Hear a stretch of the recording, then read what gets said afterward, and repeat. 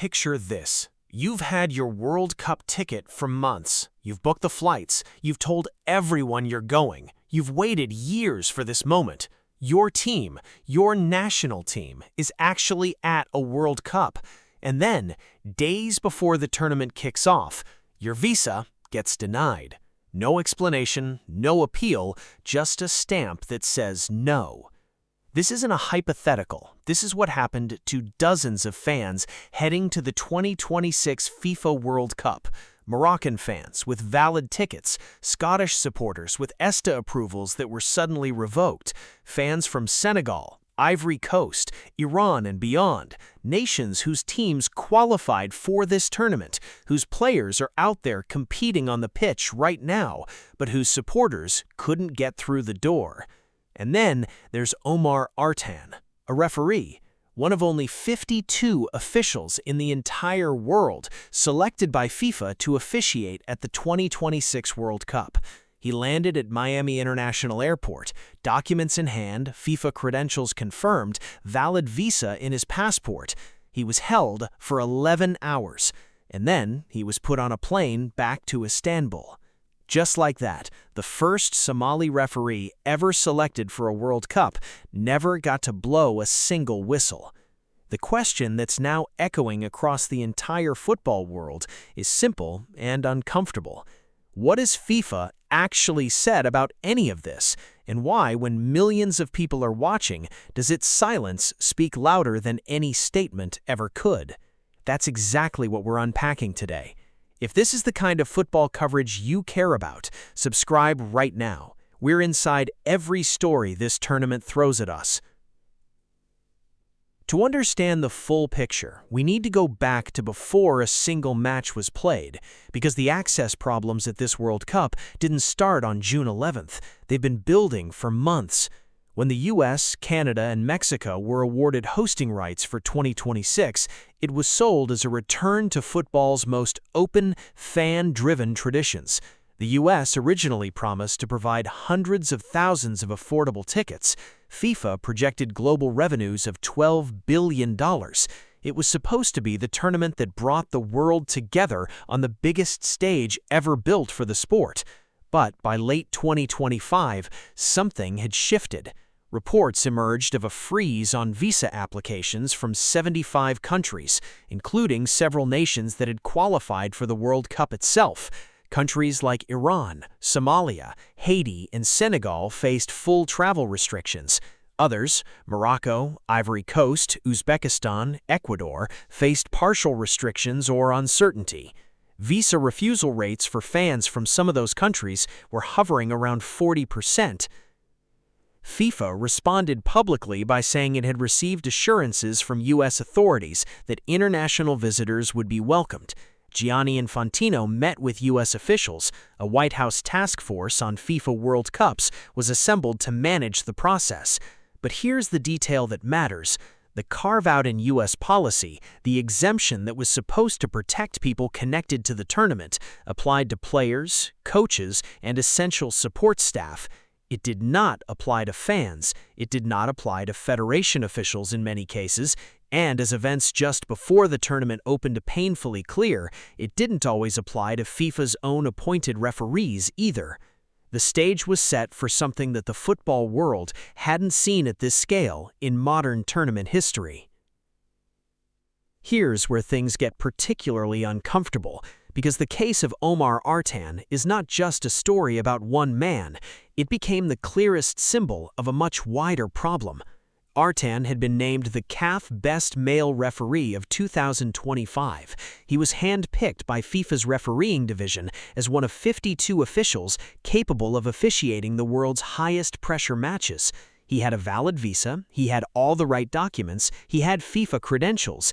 He landed in Miami on a Saturday, he was held for 11 hours of immigration interviews, and by Sunday, U.S. Customs and Border Protection issued a statement saying he had been determined to be inadmissible due to vetting concerns, without providing any further detail. Somalia is on the U.S. travel ban list. Artan spoke to the New York Times from Istanbul. He said, "I am very, very disappointed. I'm just simply a referee who's trying to live his dream, the biggest dream of my life, to come to the World Cup." When FIFA was asked what it had done to intervene, its spokesperson issued a statement that raised eyebrows around the world. FIFA is not involved in host country immigration processes, including visa adjudications. The statement confirmed Artan would be removed from the tournament roster. That's not neutrality. That's an institution distancing itself from a consequence of its own decision to award the hosting rights to a country with these particular immigration policies. Ian Wright, one of football's most respected voices and currently working as a pundit at the tournament, didn't hold back. He called it a World Cup of chaos.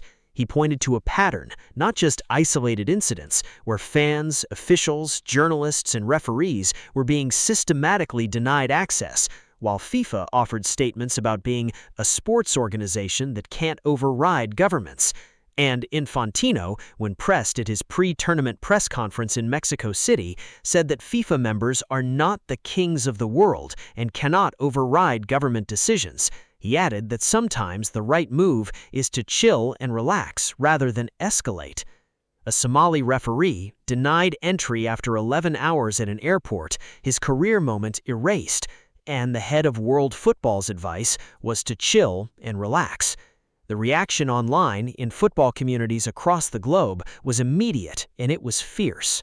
Now, think about what this looks like compared to previous World Cups, because history here is genuinely instructive.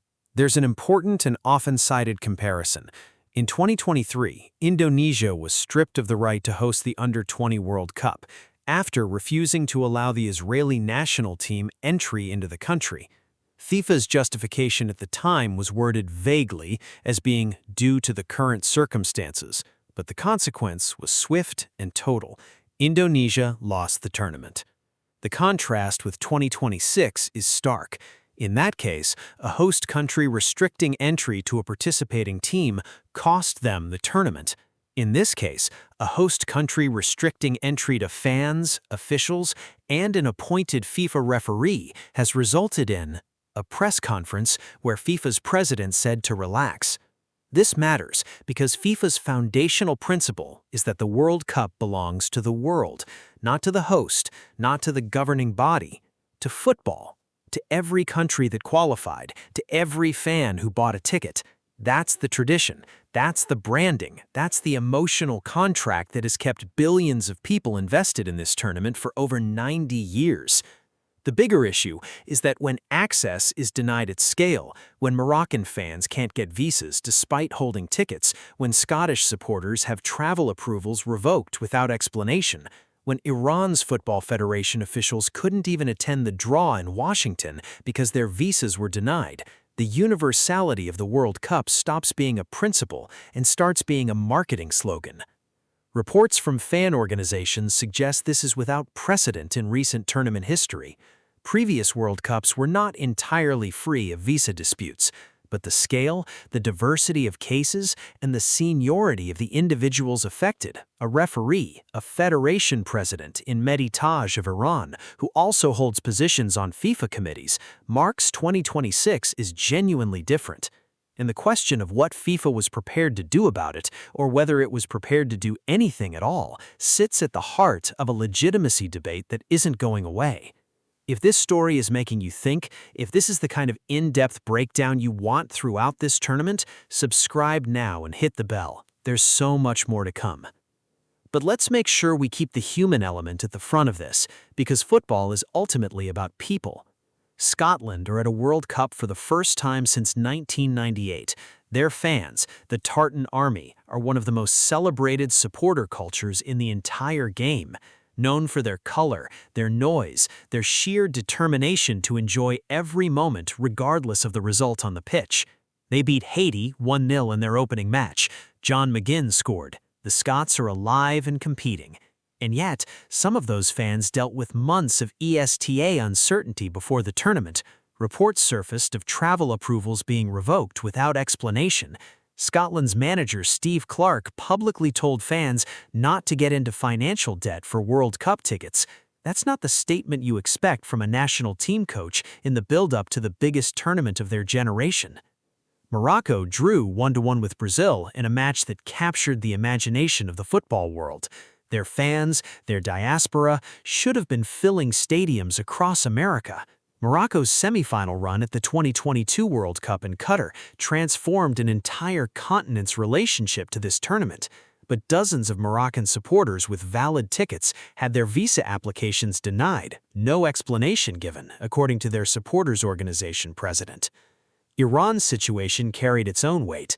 The federation boycotted the official draw in December because officials were denied visas, and even heading into the tournament, there were questions about whether Iran's fans could attend at all.